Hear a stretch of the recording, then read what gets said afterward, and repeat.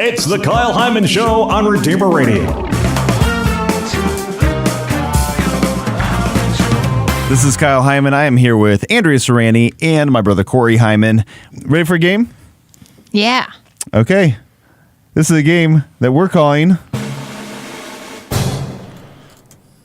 Saints whose parents were saints. I should know that you're going to do that every time, but I never name these games because I spend so much time working on them. It's my favorite thing. I don't bother with the creative name part. All right, Saints.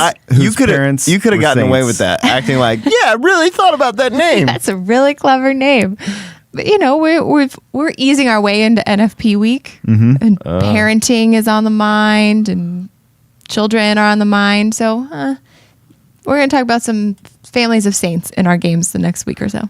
Always a fan. All right, let's go. So we're going to transition a little bit how these questions are set up. The first set of questions, I think you could guess both the parents and the child saint. So I'm not going to give you any names in this first section. The parents of this saint were very old when they were finally blessed with a child, and boy, was she worth it. Their daughter was the only non-divine human to ever be born without original sin. Who were the parents and who was the child? Parents was Anne and Joachim. Yes. Yeah. And the daughter was Mary. Yeah. You got it. Heyo. Okay, another elderly couple who were blessed with a child. It was so unexpected that they would ever have children. The father refused to believe it when the angel told him his wife was going to conceive. He spent the next few months completely mute until finally his son was born and he finally could speak, praising God.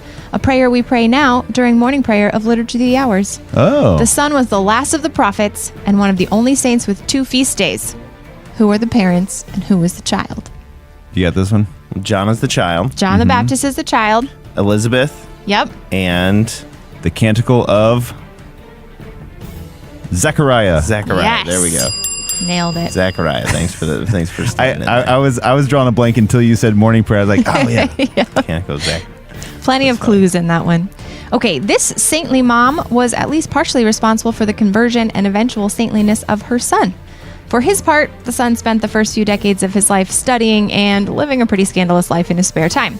But thanks in part to his mother's perseverance in prayer, he eventually came to Christianity and became one of the most important theologians in the whole entire history of the church. Who was the mom and who was the son? Augustine and Monica. Yes. I guess the other way around, you asked. That's okay. We got the names. Just don't want to confuse people. We're where we needed to be. Okay, now we're getting into slightly less famous people here. I'm going to tell you the name of one of the family members, but you have to guess the other, okay? Another mother-son combination for this first one, where the mom was responsible for bringing Christianity to the family. Constantine the Great is honored as a saint in the Eastern Orthodox Church, but not in the Roman Church. So okay. We're fudging it a We're little stretching here. However, his mom is venerated by both. She was the Christian, and it was her faith that convinced Constantine to make Christianity officially legal in the Roman Empire for the first time.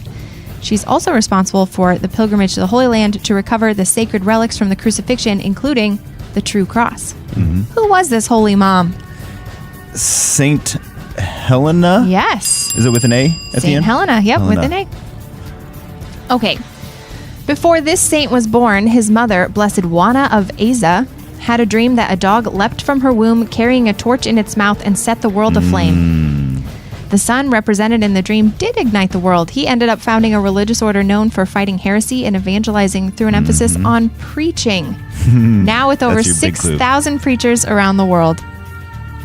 Preaching is very important to the order of preachers. I don't know. Founded by St. Dominic, Saint the Dominic. Dominican. Yeah. Yes.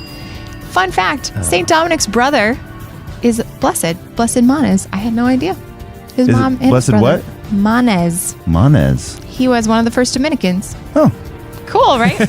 recruit your brother. We're really learning some things here. Okay, now these are even less famous, so I'm going to give you all the names and ask you something else about their life. Okay. Saints Marius and Martha and their children, Saints Audifax and Apacum, lived in Nice. the late 3rd century. The whole family together would take care of the bodies of Christian martyrs and bury them until they were all killed themselves as punishment. Oh, wow. They died in Rome, but where were they from originally? From Let's each guess. That'll double our chances of getting it right. Okay. I'll guess Turkey. And I'll guess the Holy Land. Turkey is closer. Persia, which is sort of same section. Another family of saints, Saint Gregory the Elder and his wife Saint Nana, and their children, Saints Gorgonia, Gregory, and Caesarius of Nazianzus. Gregory the Elder was convinced to convert to Christianity by his wife, Nana. Gregory was eventually ordained a priest and became a bishop of Nazianzus. Their daughter, Gorgonia, married and had several children and was known for her sanctity.